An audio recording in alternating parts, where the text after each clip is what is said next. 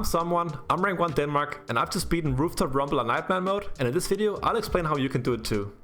The composition I recommend using is 3 players using the portable portal, and 1 tank using Toothpick and shield. When using the portable portal, you always want to go for time and explosive ring every single time, since gadgets are the main source of your damage for the build.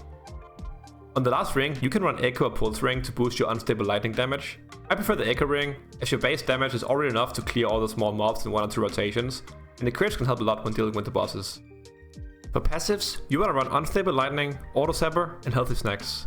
Unstable Lightning is part of the bread and butter for the portal build, as it massively increases your gadget damage. Healthy Snacks allows you to take a hit every now and then if you make a small mistake, and Auto Zapper is the last one, as it helps killing the bosses a bit faster. For gadgets, you want to run Snow Globe, Smart Fireworks, and Multi Zapper on the 3rd slot. I will explain when and how to use them best when explaining how to beat each wave. The Toothpick and shield build is a full utility build. For the rings, you want to go for Guard, Bulk, and Restoration ring. Guard and Bulk ring is pretty self-explanatory, as those are the rings that gives you the most durability. Since most of the passives and gadgets for this build provides healing, Restoration ring helps boost just that. For passives, you want to run R&B Mixtape, Healing Charm, and Healthy Snacks, as they all synergize very nicely with the rest of the build. The gadgets you want to run is Splash Shield, Super Loud Whistle, and Revitalizing Mist. You want to try and use Revitalizing Mist if just 1 player is low on health, and Splash Shield if it's 2 or more. During the rundown of each wave, I'll explain to you when and how to use the Super Loud Whistle, as it's key to beating multiple waves. For the first wave, you only have to deal with charges and dashes. All players start in the middle of the map, portal users pop the Snow Globe and afterwards the rockets. Only once the dashes are dead, you use the Zapper to ensure all the damage going on the charges. This should clear the wave easily, but the charges might dash if the zap timing isn't perfect, so be ready to dodge. The second wave is very difficult because it's spear jumpers and big reds. Spear jumpers do a lot of damage, so you have to be very careful during the wave. It's usually not worth it this wave to auto attack too much while the spear jumpers are alive. Don't be afraid to just run while waiting for your cooldowns to come back up until you can wipe out all the spear jumpers with your AoE. Once they are all dead, you can whittle down the big red slowly.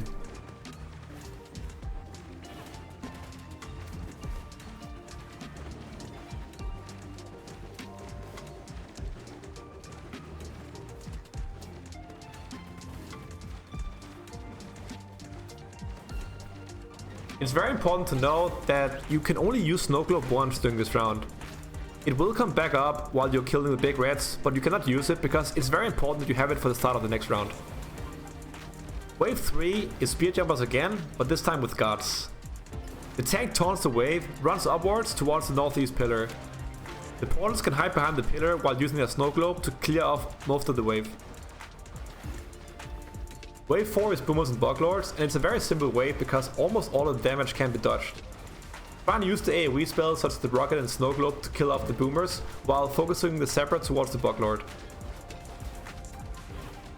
This is another wave where you can only use the Snow Globe once because you need it for the start of wave 5.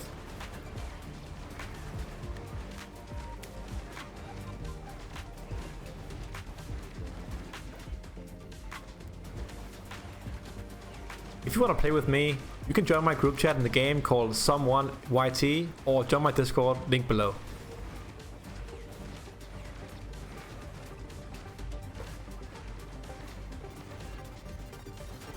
Here I make a big mistake by using Snow Globe, which makes wave 5 a lot harder. Wave 5 is Scourgers, and it's a difficult one because they do a lot of damage. If you did not make the same mistake as we did, you could taunt them up towards the northeast pillar, hide behind it while using Snow Globe. A tip here is to use the Zapper when they are about to use the Scourge, because it can actually cancel it out. Wave 6 is Chargers and Heavy Scorcher. The Heavy Scorcher can basically one-shot you, but all of the abilities can be dodged by playing around the pillars.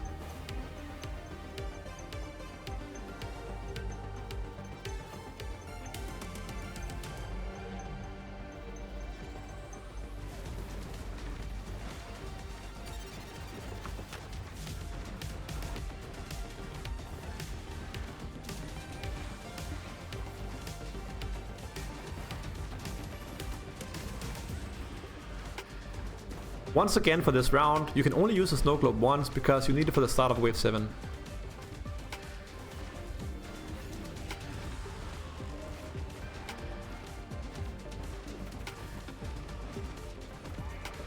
Wave 7 is spear jumpers again, but this time with summoners. It's very important here that the tank does not use his taunt. You can lure the mobs up towards the northeast pillar, then hide behind it while using Snow Globe. While finishing off wave 7, you kite towards the southwest pillar, because you need to be there for the start of round 8. Wave 8 is 4 X-Hoppers. The Toothpick starts in the middle of the map and uses super loud whistle to taunt the X-Hoppers, while luring them down towards the southeast pillar. Once they're clumped together, use your spells to chunk them down. After 8 seconds they will start spinning, so be careful not to take too much damage. If the tank lured them correctly, they can sometimes spin into the wall, which stops them. After they finish spinning, the super loud whistle should be back up for another round of damage. If more than one portal user die, the tank should hold on to his super loud whistle until at least 2 portal users are in position to use gadgets. It's important to play around each other's cooldowns and not waste the super loud whistle unless your DPSs are ready to damage them.